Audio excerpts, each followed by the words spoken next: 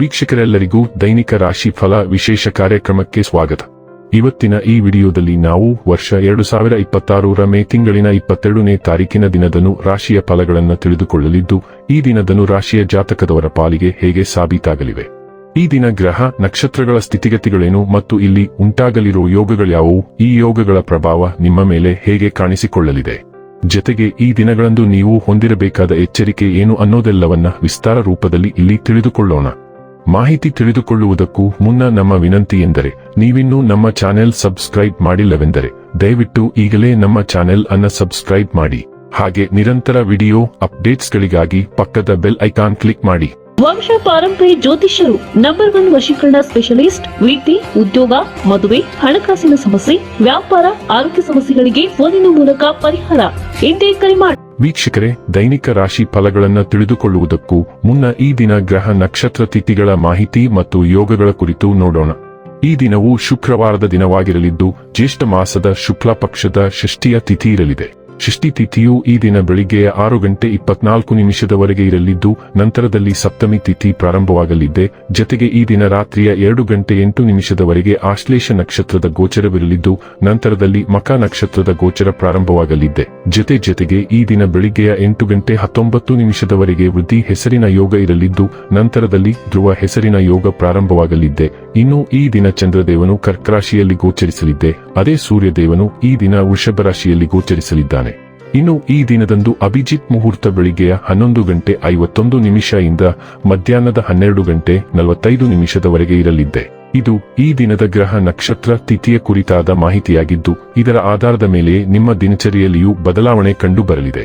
ಇನ್ನು ಈಗ ಈ ದಿನದನು ರಾಶಿಯ ಫಲಗಳ ಕುರಿತು ನೋಡುವುದಾದರೆ, ಆರೋಗ್ಯವು ಇತರರೊಂದಿಗೆ ಸಂತೋಷವನ್ನು ಹಂಚಿಕೊಳ್ಳುವ ಮೂಲಕ ಆಳುತ್ತದೆ. ನಿಮಗೆ ತಿಳಿದ ಜನರ ಮೂಲಕ ಆದಾಯದ ಹೊಸ ಮೂಲಗಳು ಕಂಡುಬರುತ್ತವೆ.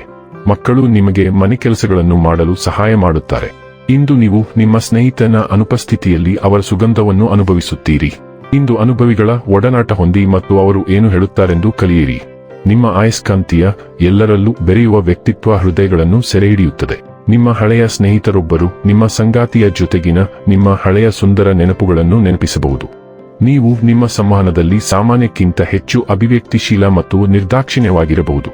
ನೀವು ಸ್ವಲ್ಪ ಸಮಯದಿಂದ ಚಾತುರ್ಯದಿಂದ ವರ್ತಿಸುತ್ತಿದ್ದೀರಿ ಮತ್ತು ಇಂದು ಇದು ಸ್ವಲ್ಪ ಉಸಿರುಗಟ್ಟಿಸುವಂತೆ ಅನಿಸಬಹುದು. ನೀವು ಇಂದು ಅಹಿತಕರ ಸತ್ಯವನ್ನು ಮರೆಮಾಚುವ ಸಾಧ್ಯತೆ ಇದೆ ಮತ್ತು ಇದು ಎಲ್ಲರಿಗೂ ಇಷ್ಟವಾಗುವುದಿಲ್ಲ. ಇತರರಿಗೆ ಸರಿಹೊಂದುವಂತೆ ನೀವು ಇಂದು ನಿಮ್ಮ ನಡವಳಿಕೆಯನ್ನು ಮಾರ್ಪಡಿಸುವ ಸಾಧ್ಯತೆ ಕಡಿಮೆ ಇರುವುದರಿಂದ ಕೆಲವು ಏಕಾಂತ ಚಟುವಟಿಕೆಗಳಿಗೆ ಯೋಜಿಸುವುದು ಉತ್ತಮ. ಆರೋಗ್ಯ ಮತ್ತು ಸ್ವಾಸ್ಥ್ಯ ಬಗ್ಗೆ ತಿಳಿದುಕೊಳ್ಳೋಣ. ಭಾವನಾತ್ಮಕ ಏರಿಳಿತಗಳು ನಿಮ್ಮ ಚಟುವಟಿಕೆಯನ್ನು ಕಡಿಮೆ ಮಾಡಿ ಹಾಲಿನ ಸೂಕ್ಷ್ಮತೆಯನ್ನು ಹೆಚ್ಚಿಸಬಹುದು. ರೋಸ್ಮರಿ, ಕ್ಯಾಮೊಮೈಲ್ ಮತ್ತು ಪ್ಯಾಷನ್ ಫ್ಲವರ್ ನಂತಹ ಒತ್ತಡ ನಿವಾರಕ ಗಿಡಮೂಲಿಕೆಗಳು ರಕ್ತ ಪರಿಚಲನೆಯನ್ನು ಬೆಂಬಲಿಸುತ್ತವೆ. ಪೌಷ್ಟಿಕಾಂಶದ ಅಂತರ ಮತ್ತು ಕಡಿಮೆ ಕೊಲೆಸ್ಟ್ರಾಲ್ ಸಮತೋಲಿತ ಆಹಾರದ ಮೇಲೆ ಕೇಂದ್ರೀಕರಿಸಲು ಸೂಚಿಸುತ್ತವೆ.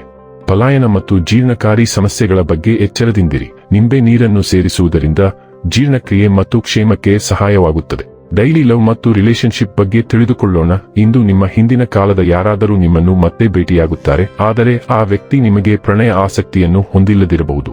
ಅವರು ಅಥವಾ ಅವಳು ನಿಮಗೆ ಒಂದು ಪ್ರಮುಖ ಒಳನೋಟವನ್ನು ಒದಗಿಸುತ್ತಾರೆ. ಅದು ನೀವು ದೀರ್ಘಕಾಲದಿಂದ ನಿಮ್ಮೊಂದಿಗೆ ಹೊತ್ತಿದ್ದ ಗೊಂದಲಗಳನ್ನು ಪರಿಹರಿಸಲು ಸಹಾಯ ಮಾಡುತ್ತದೆ. ಈ ಮಾಹಿತಿಯ ಸಹಾಯದಿಂದ ಗುಣಪಡಿಸುವತ್ತ ನಿಮ್ಮ ಮೊದಲ ಹೆಜ್ಜೆ ಇರಿಸಿ. ವೃತ್ತಿ ಮತ್ತು ಹಣ ಬಗ್ಗೆ ತಿಳಿದುಕೊಳ್ಳೋಣ. ಹಣಕಾಸಿನ ವಿಷಯಗಳಿಗೆ ಸಂಬಂಧಿಸಿದಂತೆ ನೀವು ಇಂದು ಬುದ್ಧಿವಂತ ನಿರ್ಧಾರ ತೆಗೆದುಕೊಳ್ಳುತ್ತೀರಿ. ಇಂದು ನೀವು ಕೊಡುವ ಸಲಹೆಯು ಕಾಡಿನಲ್ಲಿರುವ ಎರಡಕ್ಕಿಂತ ಕೈಯಲ್ಲಿರುವುದು ಉತ್ತಮ. ಆದ್ದರಿಂದ ಇಂದು ಸಣ್ಣ ಲಾಭಗಳಿಗೆ ತೃಪ್ತರಾಗಿರಿ. ವ್ಯಾಪಾರ ಮತ್ತು ಷೇರುಗಳಲ್ಲಿನ ಜನರು ದೊಡ್ಡ ಹೂಡಿಕೆ ಷೇರುಗಳನ್ನು ಖರೀದಿಸಬಾರದು. ನಿಮ್ಮ ಆಂತರಿಕ ಧ್ವನಿಯನ್ನು ಆಲಿಸಿ ಮತ್ತು ಅಂತಃಪ್ರಜ್ಞೆಯ ಮೇಲೆ ಕೆಲಸ ಮಾಡಿ. ಇನ್ನು ಕೊನೆಯದಾಗಿ ಈ ದಿನ ಮಾಡಿಕೊಳ್ಳಬೇಕಾದ ಉಪಾಯಗಳ ಕುರಿತು ನೋಡುವುದಾದರೆ, ಕಾಲಕಾಲಕ್ಕೆ ನಿಮ್ಮ ಗೆಳತಿ ಅಥವಾ ಗೆಳೆಯನಿಗೆ ಕೆಂಪು ಬಟ್ಟೆ ವಸ್ತುಗಳನ್ನು ಉಡುಗೊರೆಯಾಗಿ ನೀಡುವ ಮೂಲಕ ಸಂಬಂಧದಲ್ಲಿ ಹೆಚ್ಚು ಪ್ರೀತಿಯನ್ನು ಪಡೆಯಬಹುದು. ವೀಕ್ಷಕರೇ, ಇದಾಗಿತ್ತು ಧನು ರಾಶಿಯ ಜಾತಕದವರ ದೈನಿಕ ರಾಶಿ ಫಲದ ಮಾಹಿತಿ ಇಷ್ಟವಾದರೆ ವಿಡಿಯೋವನ್ನು ಲೈಕ್ ಮತ್ತು ಶೇರ್ ಮಾಡಿ. ಹಾಗೆ ಚಾನೆಲ್ ಸಬ್ಸ್ಕ್ರೈಬ್ ಮಾಡುವುದರ ಜೊತೆಗೆ ನಿರಂತರ ವಿಡಿಯೋ ಅಪ್ಡೇಟ್ಸ್ಗಳಿಗಾಗಿ ಪಕ್ಕದ ಬೆಲ್ ಐಕಾನ್ ಕ್ಲಿಕ್ ಮಾಡಿ.